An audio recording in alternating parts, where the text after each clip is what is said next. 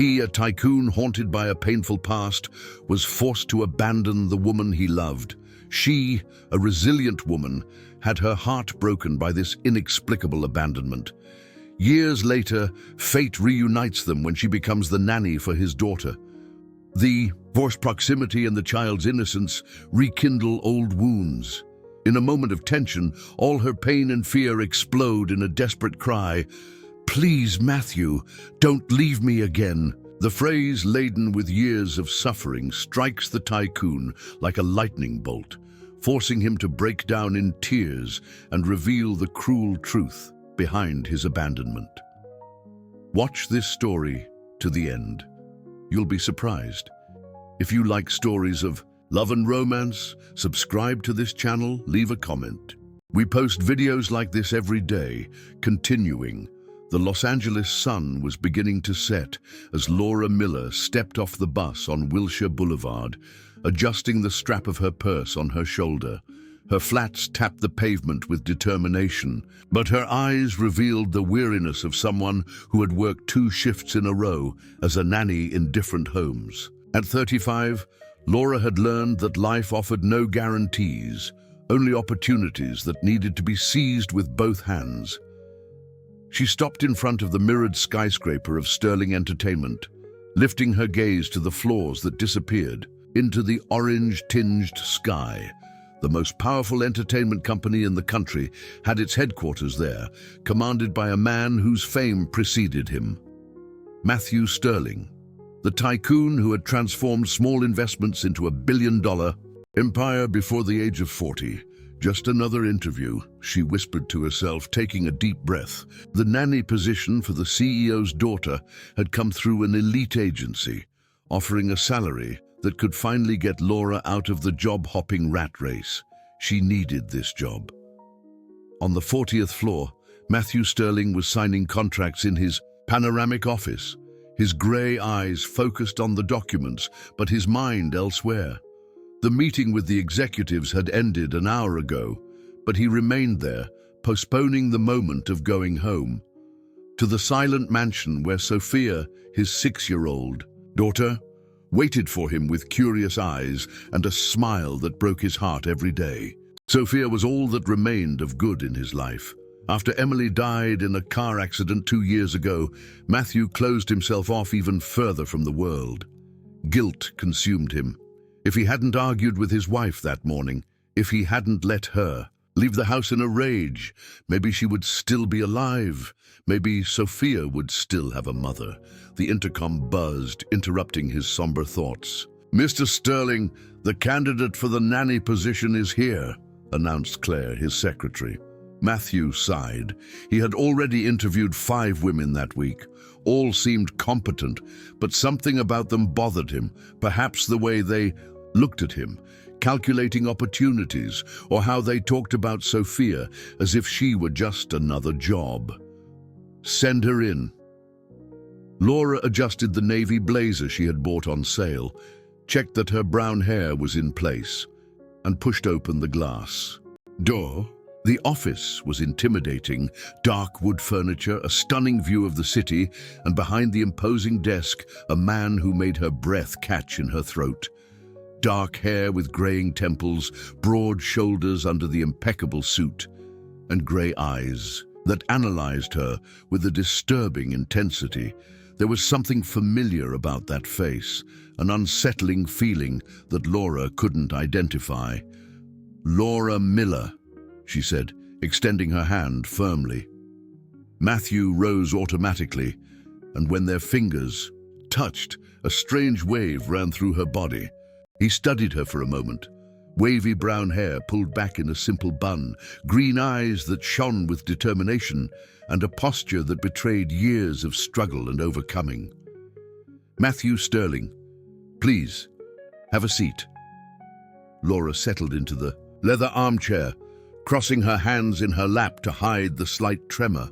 There was something about this man that destabilized her, a powerful and at the same time melancholy energy that filled the room. "I see here that you have experience with children." Matthew flipped through her resume, but his eyes constantly returned to her face. 5 years caring for the Thompson family, 3 years with the Davises. Yes, sir, I love what I do. Caring for children is more than just a job for me. The sincerity in her voice struck him. Matthew was used to people saying what he wanted to hear, but Laura spoke with genuine passion. My daughter lost her mother 2 years ago, he said, his voice lowering a tone. Sophia is special. She needs someone who understands her pain, who has patience with her night fears and her difficult questions about why her mother is gone. Laura felt her chest tighten. The vulnerability in the voice of this powerful man touched her deeply. I understand the pain of loss, Mr. Sterling. My parents died when I was 16. I know what it's like to grow up feeling that the world is unstable, what it's like to need someone who makes us feel safe. Matthew watched her in silence, something changing in his expression. There was a raw truth in her words, an understanding that he hadn't found in the other candidates. Why do you want this job, Laura? Because I need it, she replied without hesitation. I'm not going to lie and say it's just for noble reasons. I need the salary, I need the stability, but also because I know I can make a difference in Sophia's life. I know what it's like to grow up without parents. I know how important it is to have someone who really cares. Her brutal honesty disarmed him. Matthew stood up, walking to the window. Down below, the city seethed with millions of lives. But there in that office, only 2 people shared a strange connection that he couldn't explain. When can you start? Laura blinked, surprised. Really? I mean, did I get it? You got it. He turned to her, and for the first time in years, a hint of a smile touched his lips. Claire will give you all the details. I expect you at 8 o'clock tomorrow morning at my house. As Laura left the office, walking on air, Matthew remained standing at the window. Something about this woman intrigued him deeply. The way she spoke, how she moved her hands, even her subtle perfume, everything awakened memories that he couldn't quite grasp. He shook his head, pushing the thoughts away. Laura Miller was just Sophia's new nanny, nothing more. But as the elevator took her back to the ground floor, Laura felt her heart racing. She had landed her dream job, but she couldn't shake the unsettling feeling that she knew this man from somewhere, and that her life was about to change irreversibly. The Sterling mansion in Beverly Hills was even more imposing than Laura had imagined. Wrought iron gates opened automatically when she identified herself on the intercom, revealing a meticulously manicured lawn and a 3-story structure that looked more like a modern palace. She adjusted her purse on her shoulder, taking a deep breath before ringing the doorbell. A middle-aged woman with an impeccable uniform and a stern expression answered the door. You must be Laura. I'm Mrs. Higgins, the housekeeper. Mr. Sterling has already left for the office, but he left instructions. Laura was led through hallways decorated with artwork that probably cost more than she would earn in a lifetime. Persian rugs, European designer furniture, and a marble staircase that rose majestically to the upper floors.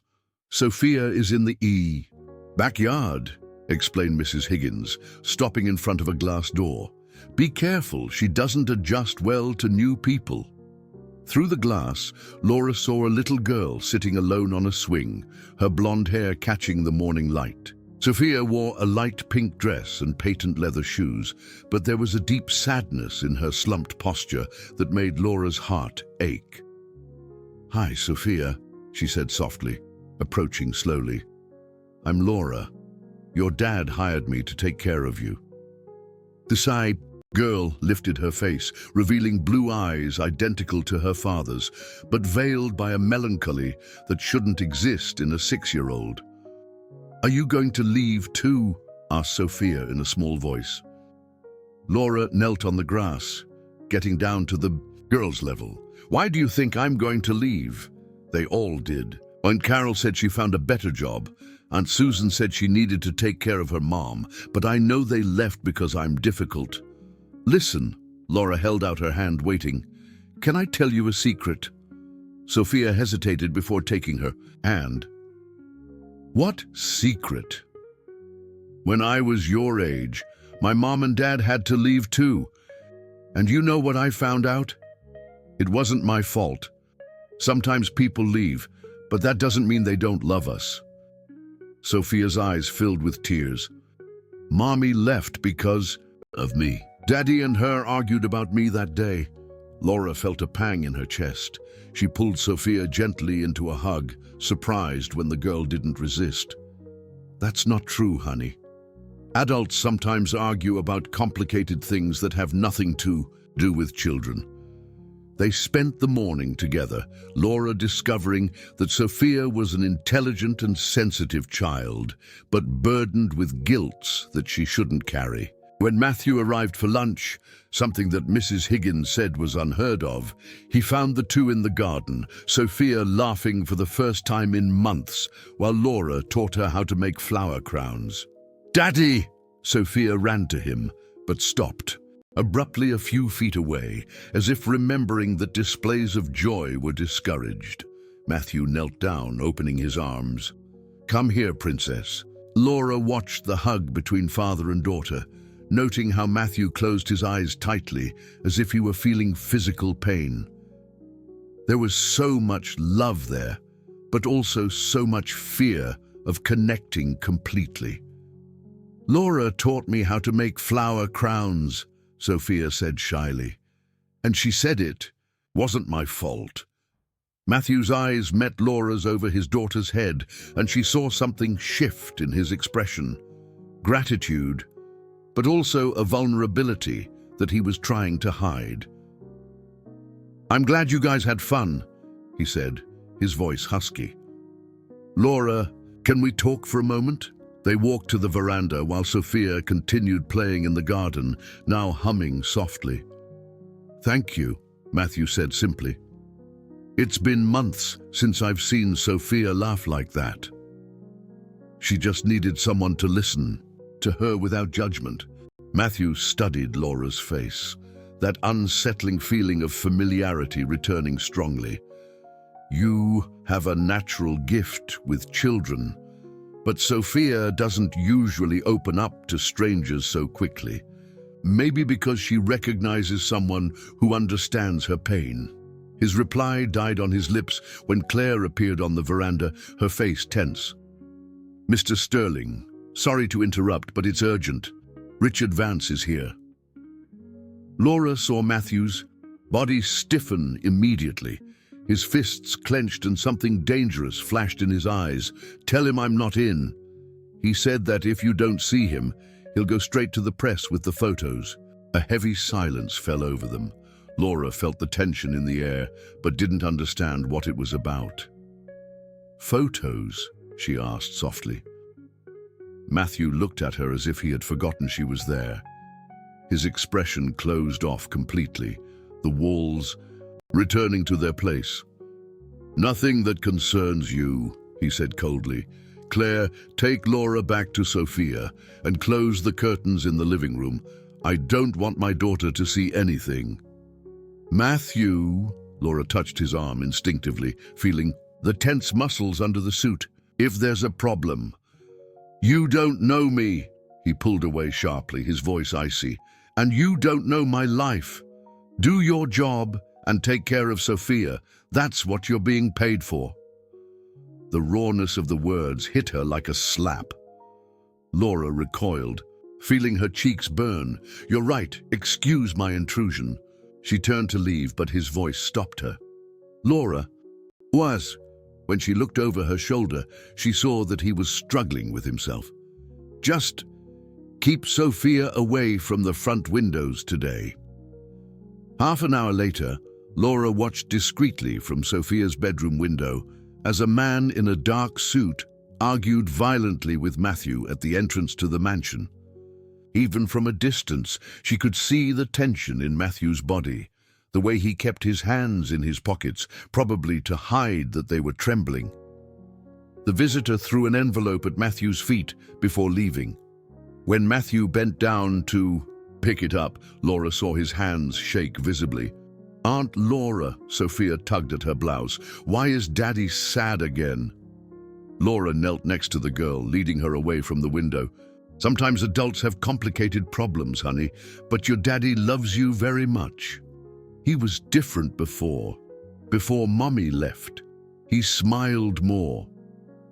That night, after Sophia fell asleep, Laura found Matthew in the home office, hunched over the open envelope. Photographs were scattered across the table, but she couldn't see the content. Sophia's asleep, she announced from the doorway. Matthew lifted his face, and Laura was startled by what she saw. He looked 10 years older, his eyes red and lost. "Thank you," he said mechanically, quickly gathering the photos. "Matthew," she entered the office uninvited. "I know," I said. "You don't know me, but sometimes it helps. Conversar como me extraño." He laughed bitterly. "You have no idea what you're talking about. Then explain it to me." For a moment she thought he was going to open up, but then Matthew stood up, locking everything away in a drawer. "Go home, Laura. And tomorrow when you come to work, remember, you're here for Sophia, nothing more." Laura nodded, but when she reached the door, she turned back one last time. "For what it's worth, whatever's in those photos, I'm sure there's an explanation. You're not a bad man, Matthew. I see it in the way you look at your daughter." After she left, Matthew remained standing in the dark, her words echoing in his mind. If she knew the truth about his past, about the choices he had made, she wouldn't speak so confidently. He opened the drawer again, looking at the photographs that could destroy everything he had built. Richard Vance wanted money, a lot of money, or those images would end up in every newspaper in the country. But there was something in Laura's words, in the way she had looked at him, that planted a seed of hope in his long-dead heart. Maybe, just maybe, there was still someone in the world capable of seeing him as something other than a man haunted by his mistakes. 2 weeks had passed since the incident with Richard Vance, and Laura noticed that Matthew had become even more distant. He left early and came back late, avoiding any interaction that wasn't strictly necessary. But she also noticed other things. The tense calls he took locked in his office, the way his hands trembled when I thought no one was looking, and especially how Sophia felt the change in her father. "Daddy doesn't like me anymore," Sophia murmured, as Laura helped her with her homework in the mansion's library. "Of course he does, honey. Your dad's just going through a hard time. Just like when Mommy left, he got like this too." Laura put down the pencil, studying the girl's sad little face. "Sophia, do you remember what it was like before your mom passed?" "I remember a little." Daddy laughed. "More, and Mommy, she was pretty, but she was always sad too. They would argue when they thought I wasn't listening." Before Laura could respond, Matthew's deep voice echoed through the library. "Sophia, how about you go play in the backyard? I need to talk to Laura." The girl reluctantly obeyed, leaving the 2 adults alone among the bookshelves. Matthew looked exhausted, his suit wrinkled, his tie loose. "I need to travel to New York tomorrow," he said without preamble. "I'll be gone for 3 days. Can you stay with Sophia overnight?" "Of course." Laura hesitated. "Matthew, she's worried. About you. Maybe if you talk to her." "No," the answer was sharp. "Sophia doesn't need to worry about adult problems. But she already is worrying. Children sense when something's wrong." Matthew approached her, and Laura felt her heart race. Even downcast, he still had that magnetic presence that destabilized her. "You don't understand," he said, his voice low and rough. "There are things in my life, things that could destroy. Sophia, if she knew, it's better for her to see me distant than what?" He pulled away sharply, running his hands through his hair. "Forget it. Just take care of her while I'm gone." That night, after Sophia fell asleep, Laura found herself alone in the silent mansion. Matthew had left for the airport, leaving only a note with basic instructions. Restless, she walked through the hallways, admiring the paintings and photographs that decorated the walls. That's when she stopped in front of a framed photo that made her freeze. It was an image of Matthew younger, maybe 10 years ago, embracing a young brunette with a radiant smile. But it wasn't the woman that had caught her attention. It was the location in the background, South Beach in Miami, the same hotel where she had worked as a receptionist during college, the same place where, oh my God, she whispered, the memory hitting her like a lightning bolt. Miami, 10 years ago. Laura was 25 years old and working 2 shifts to pay for her teaching degree. The wealthy guy who appeared at the hotel every weekend, always alone, always kind to her. Matthew, how hadn't she recognized him immediately? They had talked a few times in the lobby, exchanged smiles, and Laura had fallen head over heels for that mysterious young man who never talked about his life. And then, that night. Laura's hands trembled as she took the photo off the wall, studying Matthew's young face. The same striking eyebrows, the same smile that she had loved so much. How had she been so blind? It can't be, she murmured, but deep down, she knew it was true. Matthew Sterling was the man who had broken her heart 10 years ago. The man who had disappeared from her life without explanation, leaving her waiting for a call that never came. That last night in Miami, when he had promised he would be back, when they had made love for the first time, and he whispered that she was special, that she was different from all the others, Laura had believed that she had finally found someone who truly loved her. But he never appeared at the hotel again, never answered her calls, simply disappeared, leaving her with a broken heart and the feeling that she had been just a temporary fling for a wealthy man. Laura let herself fall into the armchair, the photo still in her hands. Everything made sense now. The feeling of familiarity, the way he looked at her sometimes, as if he was also trying to remember something. But had he recognized her? Or was she just another forgotten face in his past conquests? The tears came.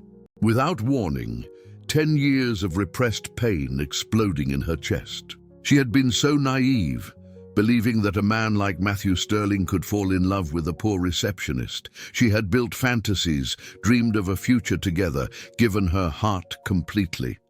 And now, here she was, taking care of his daughter, working in his house, being treated like any other employee by a man who had once held her face in his hands and promised that she was special.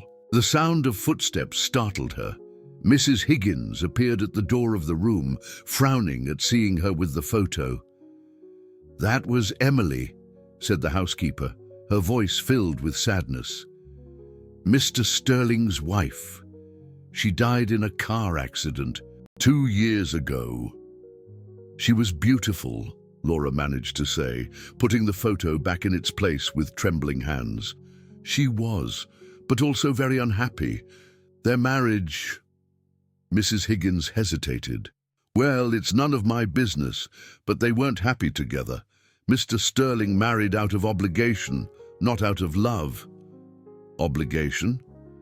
Her family had political influence. The father of Emily helped Mr. Sterling's business when he was starting out. The marriage was, how can I say, an arrangement. Laura felt her world spin, but they looked happy in the photo. Appearances are deceiving. Emily knew that her husband's heart belonged to someone else. A woman from his past. She lived with jealousy of a ghost. Ghost. Mrs. Higgins approached, lowering her voice as if sharing a secret. Before he got married, Mr. Sterling was different, lighter, happier. Then something happened. He never said what it was, and he became this closed-off man we know today. Emily found out that there was a woman, someone he truly loved, but that he was forced to leave behind. Laura's legs almost gave out. Forced? The Sterling family is powerful, but they also have enemies. There have been threats in the past, blackmail, Mr. Sterling made difficult choices to protect the people he loved. Before Laura could ask more, Sophia's cry echoed through the hallway. Nightmares again. Laura ran to the girl's room, but her head was swirling with revelations. As she calmed Sophia, singing softly as she did when she was little and had nightmares about her dead parents, Laura tried to process everything she had discovered. Had Matthew recognized her? Did he know who she was? And if he knew, why hadn't he said anything? More importantly, if Mrs. Higgins was right about him being forced to abandon someone he loved, could it be that... "Aunt Laura," Sophia whispered in the dark, "are you going to stay with me always?" Laura kissed the girl's forehead, her own voice trembling. "Whenever you need me, honey." But as Sophia went back to sleep, Laura wondered if she would be able to keep that promise. How could she continue working for the man who had broken her heart? How could she look at him every day, knowing that one day he had sworn eternal love and then disappeared without explanation? And most importantly, how could she protect her heart from falling in love again with the only man who had ever managed to destroy it completely? On the second night of Matthew's trip to New York, a violent thunderstorm broke over Los Angeles. Laura was in the kitchen preparing dinner when the light flickered and went out completely, leaving the mansion plunged into darkness. "Aunt Laura!" Sophia's desperate scream echoed through the hallways. Laura ran to the girl's room, stumbling over the furniture in the dark. She found Sophia huddled in bed, trembling violently. "It's okay, honey. It's just a power outage." "No, no, no." Sophia clung to Laura's neck with desperate force. "It was like this that night, the night Mommy left. It rained a lot and then she never came back." Laura felt the child's panic contagiously. Sophia was having a crisis, reliving the trauma of her mother's death. She held her tight, trying to calm her, but the girl began to have difficulty breathing. "Sophia, look at me. Breathe with me slowly." But the situation only worsened. Sophia began to convulse slightly, her eyes rolling back. Laura recognized the signs, a severe panic attack that could be dangerous in a child. With trembling hands, she dialed Matthew, but the lines were congested because of the storm. She tried Mrs. Higgins, who had gone to visit her sister. The emergency generator also didn't work. "Please, Sophia, stay with me," Laura whispered, carrying the girl in her arms while searching for a flashlight. That's when she heard the sound of a key in the door. Matthew had returned early. "Laura, Sophia." His voice echoed through the dark mansion. "Up here. It's urgent." Matthew ran up the stairs, using the flashlight on his cell phone to light the way. When he saw Sophia slumped in Laura's arms, his face paled. What happened? Panic attack. It started with the rain and the power outage. She said it was like that the night Emily died. Matthew took his daughter in his arms, noting how she was breathing with difficulty. "We need to take her to the hospital. Your car, it's in the garage, but the street is flooded. We'll have to wait." They settled in Sophia's room, Laura holding one of the girl's hands while Matthew held the other. In the dark, illuminated only by the faint light of the cell phone, the three formed an intimate circle of mutual protection. "Sophia, do you remember the story I told you about the brave princess?" Laura began to whisper. The girl opened her eyes slightly, focusing on Laura's face. "The princess who wasn't afraid of the dark?" "That's right. Do you want me to tell it again?" As Laura narrated the story in a soft voice, Matthew watched her in the dark. The way she held Sophia, how her voice conveyed security and love, how her hair fell over her face as she leaned towards the girl. Everything awakened memories that he had tried to bury. One night in Miami, 10 years ago, a young receptionist telling stories about the stars as they walked along the beach. The same brown hair capturing the moonlight, the same soft voice that calmed his nightmares. Matthew felt breathless. "No, it couldn't be. Laura," he whispered, his voice hoarse. She raised her eyes to him, and in the dark, illuminated only by the bluish light of the cell phone, Matthew saw what he had refused to see for weeks. It was her.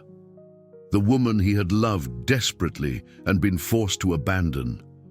The woman who haunted his dreams and made it impossible to fully love his wife.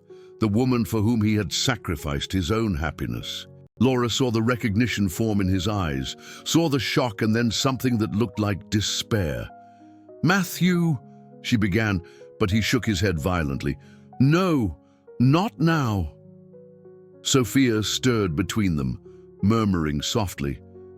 The crisis was passing, but she was still fragile. "Daddy," she whispered. "I'm here, princess." Aunt Laura is just like the princess in the story.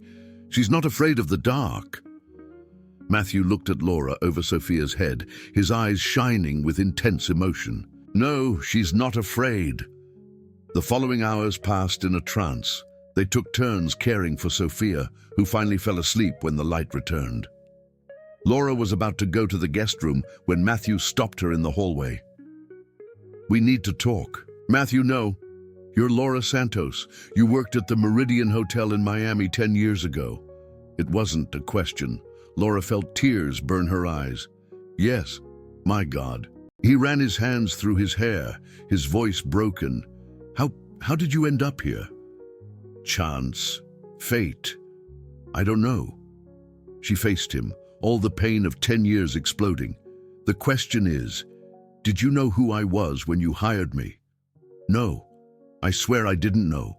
You're different, more mature. And he hesitated. "I tried to forget you for so long that I blocked some memories." "Tried to forget me." Her voice came out louder than she intended. "You disappeared, Matthew. Vanished without explanation, without a word. You waited for months." "I know." The words came out like a groan. "I know, and forgive me, but I had no choice." "There's always a choice." "No, Laura, there wasn't." He approached her, and even in the dimly lit hallway, she could see the agony in his eyes. "If I could have stayed, if I could have explained, then explain it now." Matthew closed his eyes, struggling with himself. When he opened them, there was a painful determination there. "My father was being blackmailed, compromising photos, falsified tax evasion documents. If they didn't come to light, the company would go bankrupt and he would go to jail." The blackmailer had one condition: I would marry Emily Thompson, daughter of an influential politician who could make the problems disappear and never see certain people from my past again. Laura felt her legs weaken. Certain people? You! He had pictures of you, Laura. He knew where you worked, where you lived. He said that if I didn't obey, you would pay the price. Laura's world collapsed. What price? Your job, your reputation, your safety. He had contacts everywhere. He could destroy your life in a matter of days. Silent tears streamed down Laura's face. "So, you sacrificed me to save your family." "I sacrificed us both to save you too." His voice came out desperate. "Do you think it was easy? Do you think a day went by without me thinking of you? And your wife knew." Matthew nodded, guilt consuming his face. "Emily always knew that my heart belonged to someone else. That's why our marriage was hell. That's why she died that night, leaving the house in a rage after another fight about you." The silence that followed was deafening.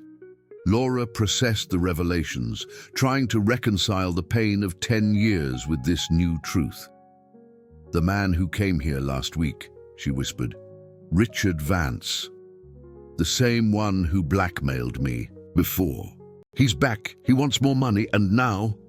Matthew looked at her in despair. "Now that you're here, he has a new weapon against me." "What do you mean?" "If he finds out who you are, Laura, if he knows that we've found each other again..." Matthew approached her, holding her shoulders. "He'll use it to destroy me, and this time I won't be able to protect you." Laura felt the danger looming over them like a dark cloud.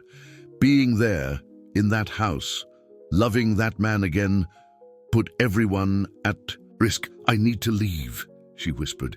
"No." The answer was immediate and fierce. "I'm not going to let you leave again. I'm not going to lose you twice. Matthew, if my presence here puts Sophia in danger, Sophia needs you. He hesitated, raw vulnerability in his voice. "I need you." Before Laura could respond, he pulled her to him, his hands tangling in her hair. For a moment, 10 years disappeared. She was again the young woman in love, and he was the man who had promised eternal love. "Laura," he whispered against her lips, and then, as if a dam had broken, they kissed. 10 years of longing, pain, repressed love and passion exploded in that kiss. Laura melted against him, feeling as if she were finally coming home. When they separated, both were trembling. "This can't happen," she whispered, but didn't pull away from his arms. "It already has," he replied, kissing her forehead. "And I'm not going to let anyone separate us again." But even as they lost themselves in each other's arms, neither of them saw the shadowy figure outside the mansion, photographing everything through the hallway window. Richard Vance smiled in the darkness. He finally had what he needed to destroy Matthew Sterling once and for all. "Les said." The next morning, Laura woke up in the guest room with a heavy heart. The previous night had changed everything. The kiss, the revelations, the truth about their shared past. She knew there was no going back, but she also knew the dangers that her presence brought. She found Matthew in the kitchen, already dressed for work, his face tense as he read something on his cell phone. "Good morning," she said hesitantly. He raised his eyes, and for a moment the tenderness of the night before shone there, but it soon closed off again. "Laura, about yesterday. Matthew, you don't have to. I do have to."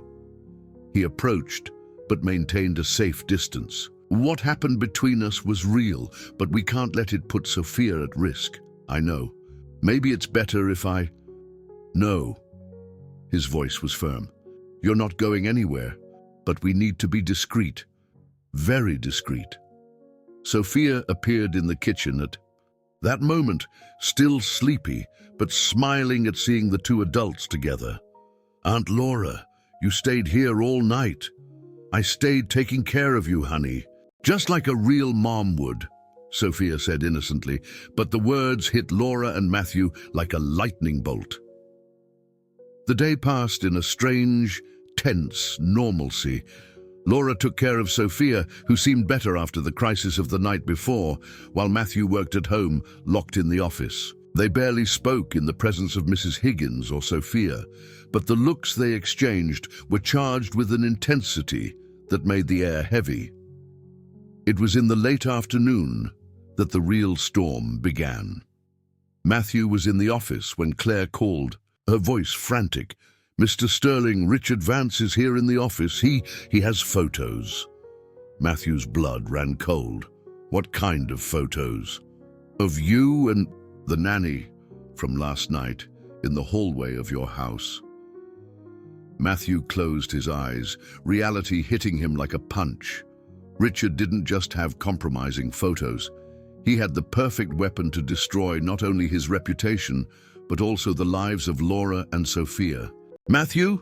Laura appeared at the door of the office. "Is everything okay?" He looked at her, memorizing every detail of her face, knowing that it might be one of the last times he would see her without fear in her eyes. "Laura, sit down. We need to talk." She obeyed, her expression worried.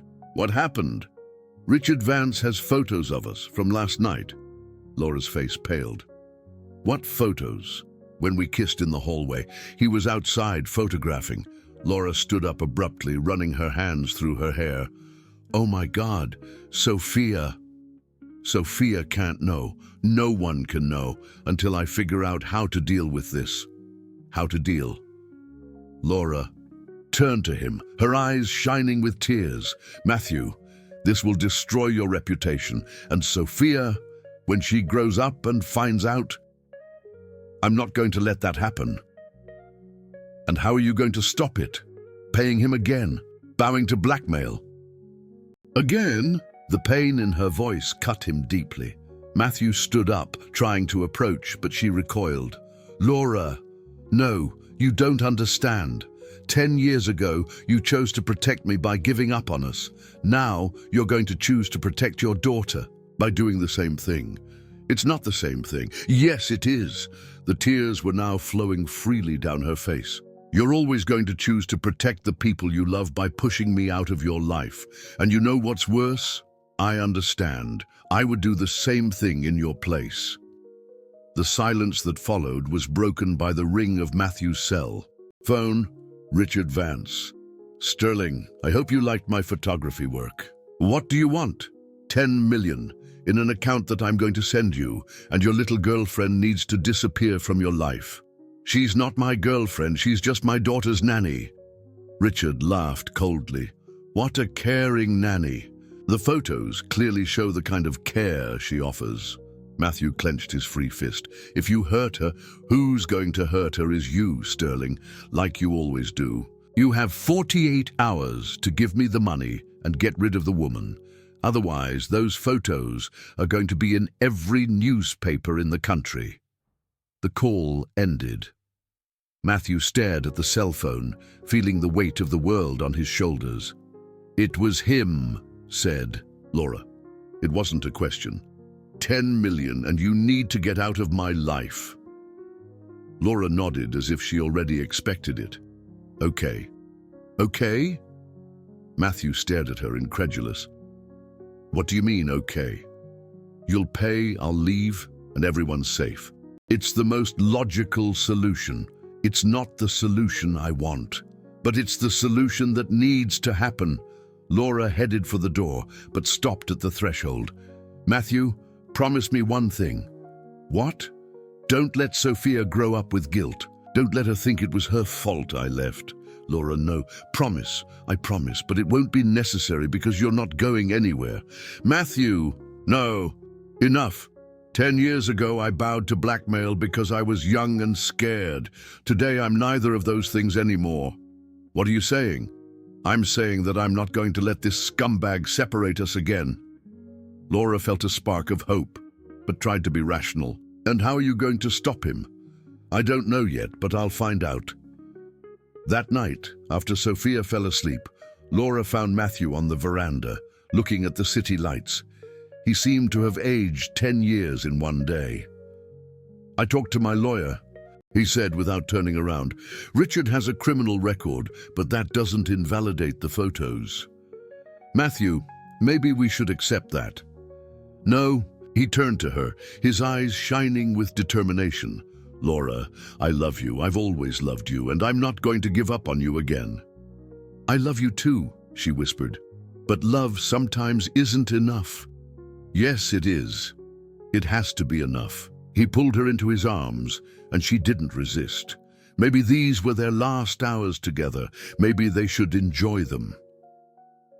"If he publishes the photos," Laura whispered against his chest, "Sophia will grow up knowing that her father had an affair with the nanny. Sophia will grow up knowing that her father found the woman he loves.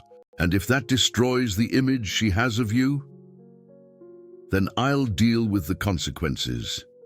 But I'm not going to live another life based on fear."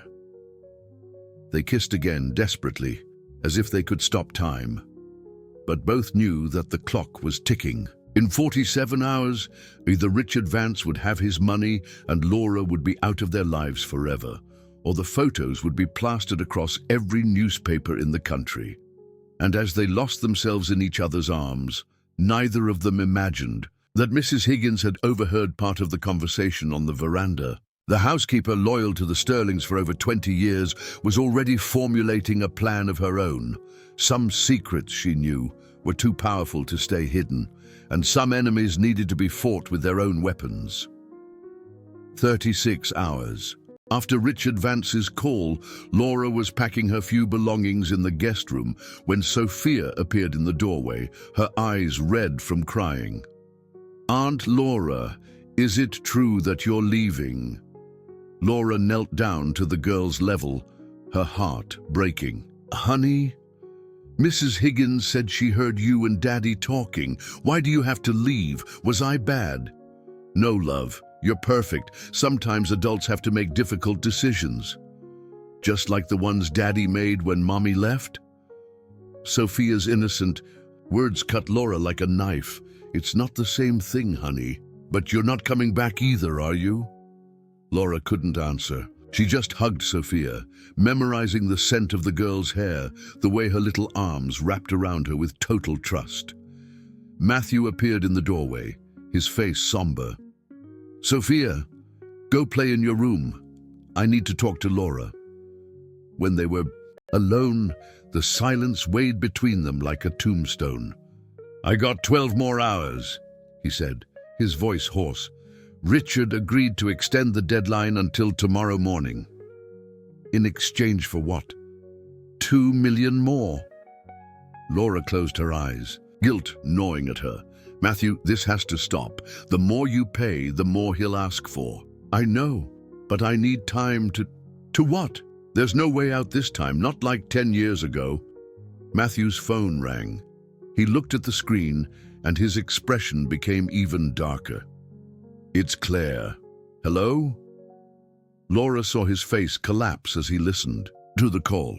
"I understand. No, don't do anything. I'm on my way." He hung up, looking 10 years older. "What was it?" "Richard didn't wait until tomorrow. He leaked the photos to 3 different news outlets. The story will be online in 2 hours. Laura's world crumbled. "How?" "He said he changed his mind. That 10 million and keeping you away weren't enough. Now he wants my complete public humiliation." Laura let herself fall on the bed, her legs weakening. "Sophia. Oh my God, Sophia's going to see." "Don't worry about Sophia. I'm worried about you." "About me?" Laura looked at him, incredulous. "Matthew, your reputation, your company, your daughter, everything is going to be destroyed because of me. It's not because of you." "Yes, it is," she shouted, getting up. "If I hadn't come to work, if I hadn't fallen in love with you again, none of this would be happening." "Laura, no. 10 years ago you saved me by giving me up. Now I'm going to do the same thing." She grabbed her suitcase and headed for the door, but Matthew stopped her. "Where do you think you're going?" "Away, far away. I'm leaving Los Angeles, maybe the country. When the reporters don't find me, when they see that we're nothing to each other, the interest will die down." "You're crazy if you think I'm going to let you run. You don't have a choice." Tears streamed down her face. "Matthew, I love you, but our love is a curse. Every time we try to be together, we destroy each other's lives." "I don't believe that." "Then you're more naive than I thought." The intentional cruelty of the words hit him like a slap. Laura saw the pain in his eyes and almost broke down, but forced herself to continue. "We're not meant to be together, Matthew. Accept it." She passed him toward the door, but his voice stopped her one last time. "If you walk out that door, Laura, don't come back. Not to me, not to Sophia, because I'm not going through this a 3rd time." Laura stopped, her back to him, fighting against every fiber of her being that screamed for her to run back into his arms. "Take good care of Sophia. Tell her I love her." And then she left, leaving pieces of her heart scattered along the hallway. 2 hours later, the headlines were everywhere. Tycoon Matthew Sterling caught in romance with daughter's nanny. CEO's new scandal. Betrayal of dead wife's memory. Exclusive. The photos that prove Sterling's affair. Matthew was in his office, surrounded by lawyers and publicists, when Sophia appeared at the door. Mrs. Higgins tried to stop her, but the girl was faster. "Daddy, where's Aunt Laura?" The office fell silent. All the adults looked at the 6-year-old who had no idea of the hurricane that had struck her family. "Sophia, now is not the time. I know she's gone. Mrs. Higgins said it was forever." Sophia's eyes filled with tears. "Was it my fault again?" Matthew dismissed everyone with a gesture and knelt in front of his daughter. "It wasn't your fault, Princess. It never was." "Then why do all the people I love leave?" The innocent question broke Matthew's heart. He pulled Sophia into a hug, trying to find words that didn't exist. "Sometimes people leave to protect us," he managed to say. "Like Mommy." "No, honey, Mommy didn't choose to leave, but Aunt Laura..." "Doesn't Aunt Laura love me anymore?" "She loves you very much. That's why she left." Sophia pulled away, confused. "That doesn't make sense." "I know, but when you grow up, you'll understand." That night, Sophia couldn't sleep. She cried for hours, calling for Laura, asking when she would come back. Matthew stayed by his daughter's bed, feeling like the most useless man in the world. Meanwhile, on the other side of the city, Laura was in a cheap motel room downtown, watching the news about the scandal. Her photo was on every channel, identified as the seductive nanny who had taken advantage of the widower's vulnerability. The online comments were brutal. They called her a gold digger, a schemer, an opportunist. They said that Sophia should be taken away from her, that a woman like Laura shouldn't be near children. Each word was a stab in her already broken heart. Her phone rang incessantly, reporters wanting statements, photographers trying to find her. She turned off the phone and curled up in bed, sobbing. The next morning, Richard Vance appeared on a TV show, giving interviews about how he had discovered the affair. "It was my moral duty to expose this," he said, feigning indignation. "An innocent child being exposed to this kind of situation, the memory of the deceased wife being disrespected." Matthew watched the interview in his office, his fists clenched. Richard was playing the moral hero, when in reality he was just a sadistic blackmailer. "Mr. Sterling," Claire entered the office, hesitant. "The company's stock has fallen 15% since yesterday, and there's a group of shareholders calling for your resignation." Matthew nodded mechanically. He had lost Laura. Sophia was heartbroken. His company was in crisis, and his reputation was in ruins. Richard Vance had gotten what he wanted, the complete destruction of Matthew Sterling. And the worst of it all was that Laura was somewhere in the city, suffering the consequences of a love that seemed truly cursed. As the sun set over Los Angeles, father and daughter embraced in a house that suddenly seemed too empty, too big, too cold. And Laura, alone in her motel room, made the most difficult decision of her life, to leave the city forever. Some loves, she concluded through tears, were destined to destroy everything they touched. 3 days had passed since Laura had left the Sterling mansion, and Mrs. Higgins could no longer bear to see Sophia wasting away. The girl barely ate, didn't play, and spent hours sitting by the window in her room, waiting for Laura to come back. "Mrs. Higgins," Sophia pulled at her skirt as she tidied the room. "Can you call Aunt Laura, just to know if she's okay?" The housekeeper felt her heart ache. "Honey, you need to understand that." "Please." Sophia's blue eyes filled with tears. "I promise I'll be good. I'll eat everything. I'll go to bed early, but only if you call her." Mrs. Higgins knelt in front of the girl, making a decision that would change everything. "Sophia, I'm going to tell you a secret, but you have to promise not to tell anyone yet. I promise. Your Aunt Laura didn't leave because she doesn't love you. She left because a very bad man was hurting your daddy." Sophia frowned. "What bad man?" "The same man who hurt your daddy a long time ago and forced him to marry your mommy, even though he didn't love her. Daddy didn't love mommy." Mrs. Higgins hesitated, but decided that the truth, even painful, was better than the lies. "Your daddy loved someone else, Aunt Laura. They met a long time ago, before you were born. But the bad man said he was going to hurt Aunt Laura if your daddy didn't marry your mommy. Sophia's eyes widened. Like in a fairy tale, with a villain and everything? Just like a fairy tale. And now the villain is back. Then why doesn't Daddy fight him like the princes do? Sophia's innocent question echoed in Mrs. Higgins' mind. Why didn't Matthew really fight? That afternoon, while Matthew was locked in his office trying to save his company, Mrs. Higgins made a radical decision. She called her niece, Carla, who worked as an investigative journalist. Carla, I need your help. It's about Mr. Sterling. Aunt Higgins, have you seen the news? The whole city is talking about the scandal. That's why I'm calling. I've known this family for 20 years, Carla.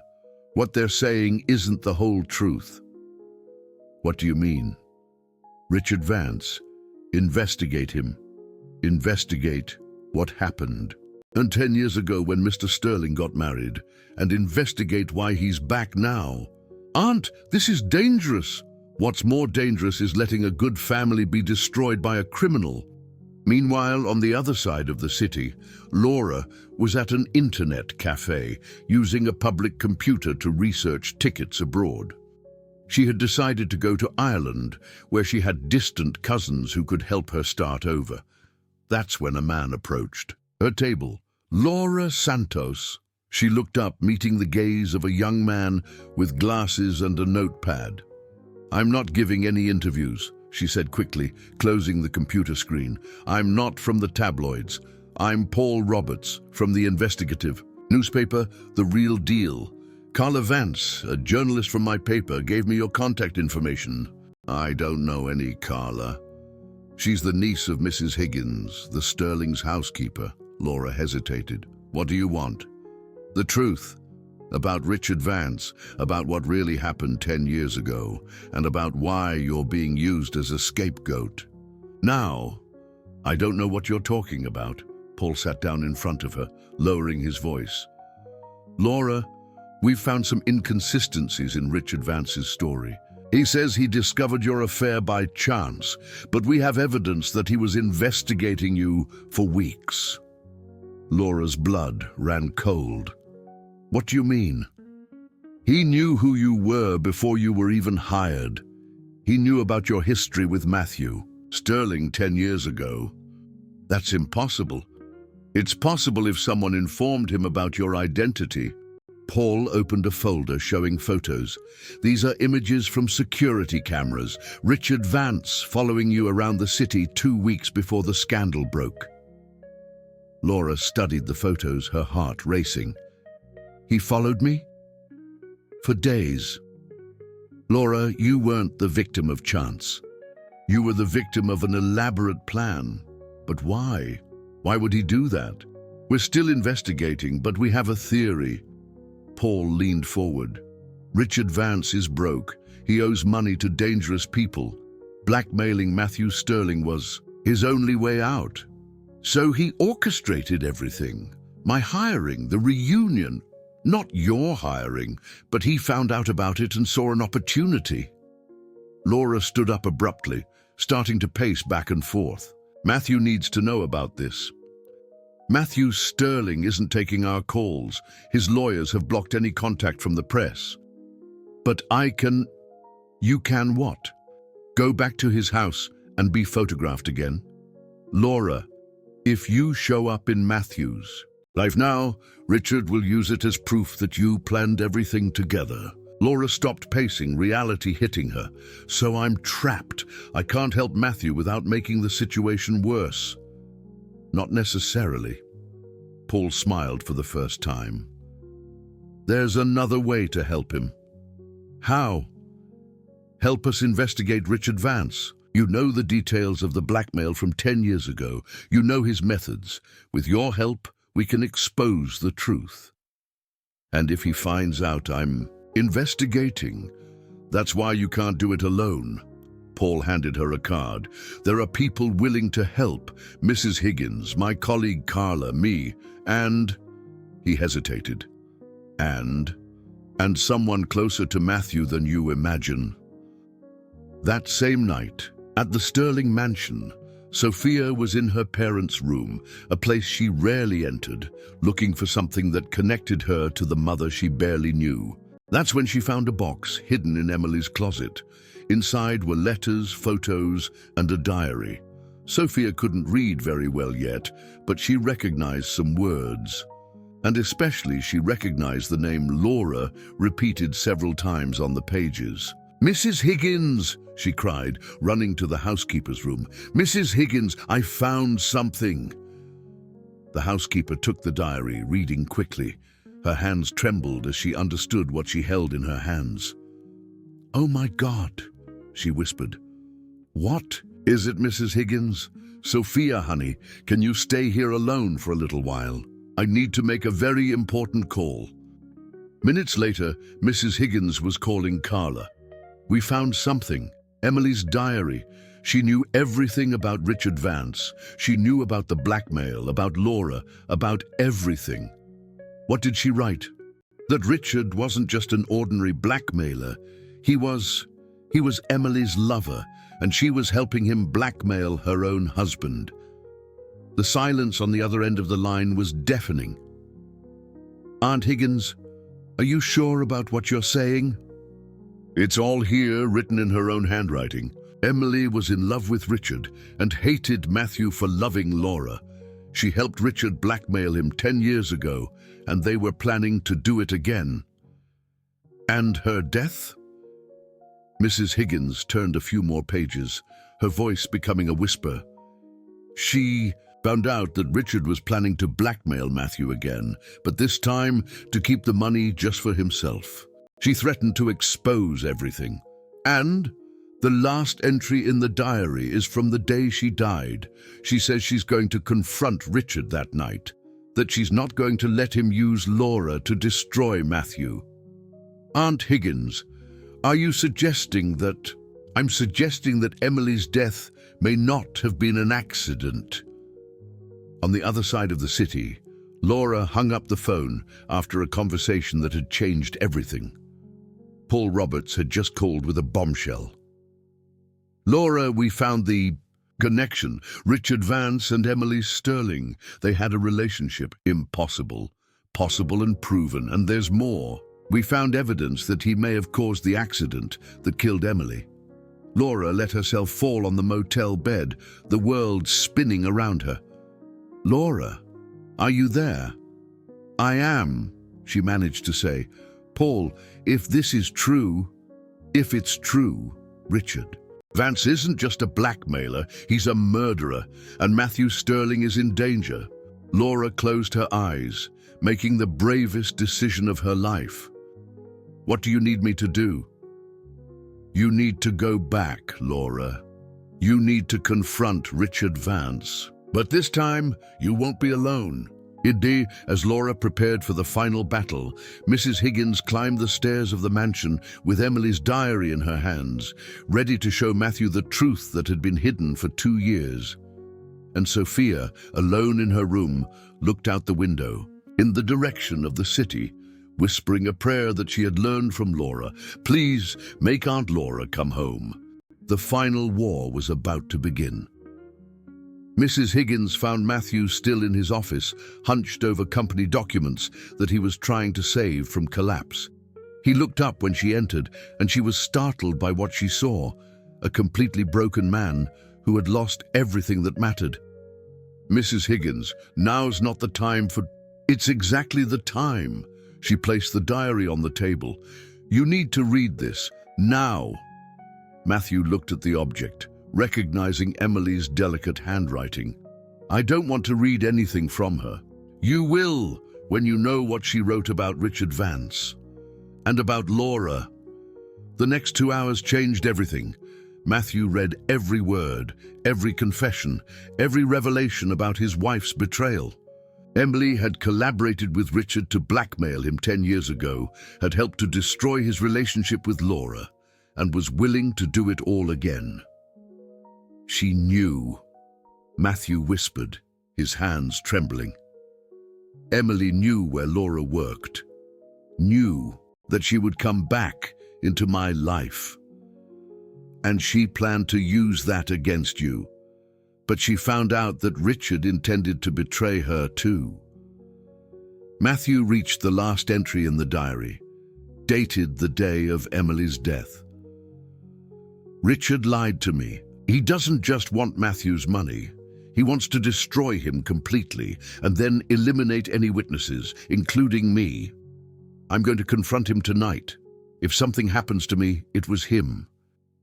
Mrs. Higgins, Matthew looked up, a cold fury taking over him. Call my lawyer and the police. Richard Vance is going to pay for everything he's done. I've already called. Both. But there's something more.